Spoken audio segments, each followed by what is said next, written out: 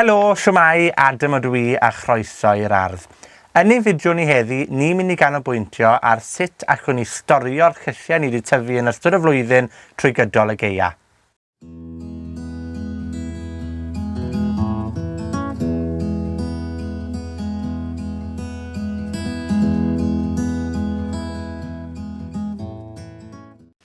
Mae gwybod shwt i storio'r llysiau ni wedi tyfu yn ystod yr haf yn gywir yn hynod bwysig os ni eisiau ceisio byw bywyd sy'n fwy hunan gynhaliol.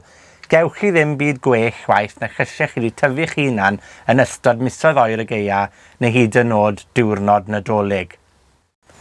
Mae storio ran fwyaf o llysiau daear neu root vegetables yn hawdd iawn. Maen nhw'n cadw'n dda, gyda nifer ohonyn nhw'n cadw yn y pridd tu fas.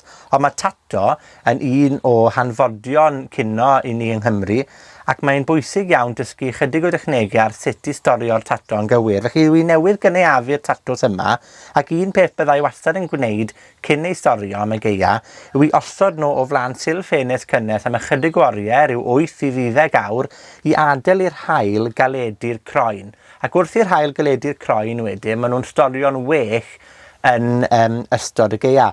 Hefyd, peidiwch â gwaredu'r baw oddi ar gron y tatws, achos mae hynny eto yn helpu cadw'r tatws yn fwy ffres. Unwaith byddai wedyn wedi adnabod y tatws sy'n barod i storio, byddai'n rhoi nhw mewn papur fel hyn, ac wedyn yn lapio fe gyda'r papur ac yn rhoi fe mewn drar yn unigol. Mae hyn yn edrych yn chyfurus achos mae lot o dato gyda ni, ond wrth wneud hyn, os oes gyda chi un daten sydd yn pwdri neu sydd â unrhyw beth yn bod yno fe, dyw e ddim yn effeithio ar y tatws eraill, felly chi'n cynyddu'r siawns bod y tatws hynny'n mynd i gadw. Pam i chi'n storio tato hefyd, gwnewch yn siŵr bod chi ddim yn storio tato sydd yn amlwg gyda heintiau neu wedi pydru neu unrhyw dychiau ynddyn nhw. Bwytwch y tatws hynny'n syth, achos newn nhw ddim cadw'n dda.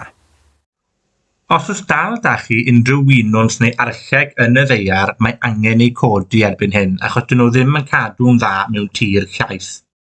Felly, wrth i chi godi nhw, mae'n bwysig i sychu nhw am ryw 2 wythnos o fewn golau haul i adael i groen y winwnsyn galedu a sychu fel hyn.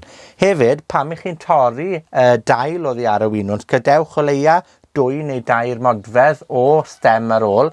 Mae hyn yn diogelu'r winwnsyn rhag i'r haint neu unrhyw heintiau deithio i mewn i'r bylbau bwdri o'r canol.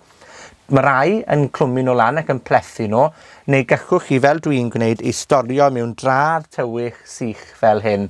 Os oes gyda chi un gwpwrt, allwch chi ailgylchu yn y sied, maen nhw'n ddelfrydol iawn ar gyfer cadw llysiau. Dim ond i chi'n neud yn siŵr bod chi'n gosod tychiau yng nghefn y cwpwrtau i sicrhau bod ar yn gallu teithio o amgylch y cnydau. Mae gymaint o lysiau ni'n ei mwynhau yn gallu aros yn yr ardd yn ystod y Gaea, fel cennin, unrhyw beth o deulu'r bresych, panas, moron, swed a betys fel sydd gyda fi fan hyn. Maen nhw gyd yn para'n dda yn ystod misoedd oer y Gaea. Credwch chi'n y byd o, mae rai llysiau, fel y swed, fel y panas, hyd yn o'd yn blasu'n well ar ôl cael wythnosau o rew yn y ddaear. Mae'n golygu bod y siwgr oddi fewn i'r gwreiddyn ei hunan yn creu cnydau ffeinach. Meddylwch am yr ardd fel oergell, rhywle sy'n cadw'r llysiau yn ffres i chi yn ystod misoedd y Gaea. Ond cofiwch, cynaeafwch eich llysiau tipyn wrth dipyn, achos bydd ddim fawr tyfiant gyda chi ar ôl tua fis Tachwedd pan bydd y tymheredd yn cwmpo. Wel, mae'r holl drafod am sut i fynd ati i storio llysiau am y Gaea wedi hala fi feddwl am swper. Gobeithio gewch chi gyfle dros yr wythnosau nesaf i storio eich llysiau chi. A chofiwch, os oes gyda chi unrhyw gwestiwn i adael sylw o dan y fideo neu gyrru neges ato ni. Tan y tro nesaf, hwyl am y tro.